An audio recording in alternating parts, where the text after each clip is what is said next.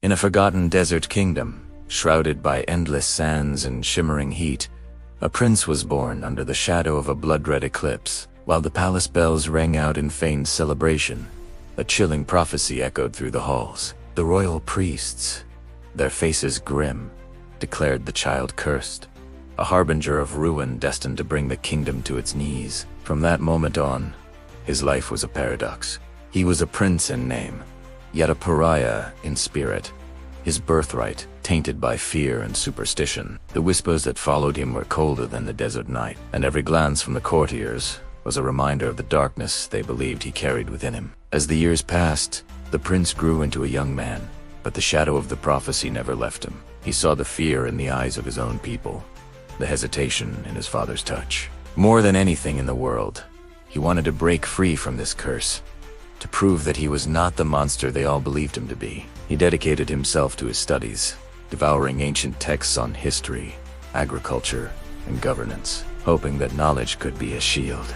He practiced swordsmanship until his hands bled, dreaming of one day defending the kingdom that so openly despised him. He showed kindness to the lowest servants, offering a gentle word or a shared meal, desperate for a single soul to see past the eclipse-born prince and recognize the man he longed to become. His deepest desire wasn't for power or a crown, but for acceptance, for the love of a kingdom that had already condemned him. But fate, it seemed, was a cruel master. Every hardship that befell the kingdom was laid at his feet. When the rains failed and the fields turned to dust, the people murmured it was the prince's curse that had angered the gods. When a mysterious sickness swept through the city, the priests pointed their fingers at the palace, claiming the eclipse-born's presence had poisoned the very air they breathed. A locust swarm, a failed harvest, a sandstorm that buried a vital trade route. Each disaster was another nail in the coffin of his reputation. The pressure mounted, and the priests, sensing their opportunity, began to publicly demand his sacrifice. They declared that only the prince's blood could appease the heavens and wash away the kingdom's sins. The public, whipped into a frenzy of fear and desperation, rallied behind them. They chanted for his exile, for his death. His father, the king, was trapped. He loved his son, but he also loved his crown.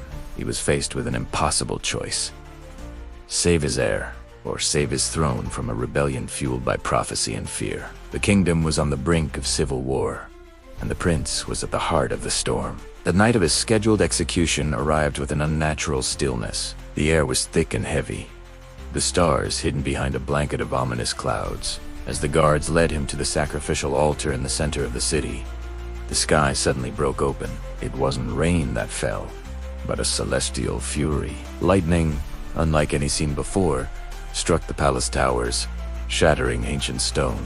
An earthquake split the ground, toppling walls and creating chaos.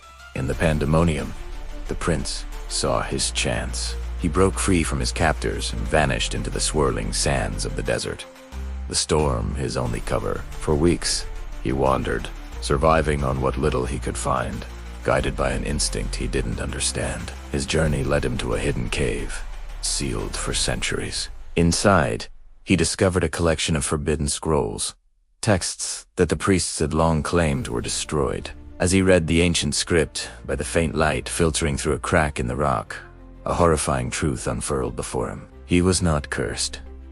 The blood-red eclipse hadn't marked him for destruction. It had marked him as the heir to an ancient and powerful magic, a magic tied to the land itself. The priests hadn't been interpreters of prophecy. They had been its architects, usurping this power for themselves generations ago and creating the curse to eliminate any true heir who might challenge their authority.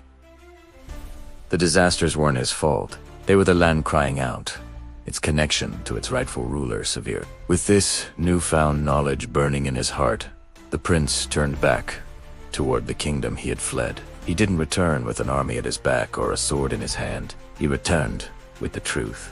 He walked into the city square, not as a condemned man, but as a king in his own right, holding the ancient scrolls for all to see.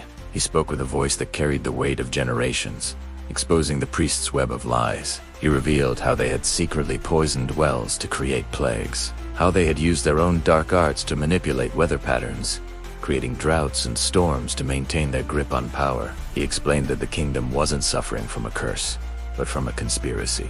As he spoke, the land itself seemed to respond. A gentle rain began to fall, washing the dust from the streets and the fear from people's hearts. The kingdom, finally seeing the truth, turned its fury on the priests, who had deceived them for so long.